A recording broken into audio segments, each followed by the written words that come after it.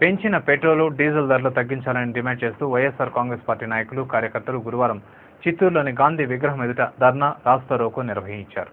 ఈ సందర్భంగా ఆ పార్టీ నాయకులు చిత్తూరు తిరుపతి రహదారిపై బైఠాయించి ప్రభుత్వానికి వ్యతిరేకంగా నినాదాలు చేశారు. అనంతరం జిల్లా ఉపాధ్యక్షుడు సయ్యద్ బాషా మీడియాతో మాట్లాడుతూ కేంద్ర రాష్ట్ర ప్రభుత్వాలు ప్రజా వ్యతిరేక విధానాలను అవలంబిస్తున్నాయని విమర్శించారు.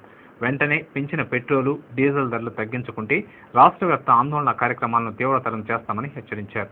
ఈ కార్యక్రమంలో వైఎస్ఆర్ కాంగ్రెస్ పార్టీ నాయకులు మధు, రాజా, అమర తదితరులు పాల్గొన్నారు.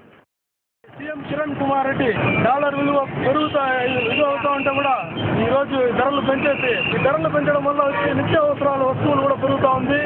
మొన్న ఏమంటే నిత్యావసరాలు కానీ పప్పు, ఉప్పు కానీ అన్ని పెంచేసి ఈరోజు పెట్రోల్ ధరలు పెంచేసి బస్ ఛార్జీలు కానీ రైల్వే ఛార్జీ అన్ని పెంచేసి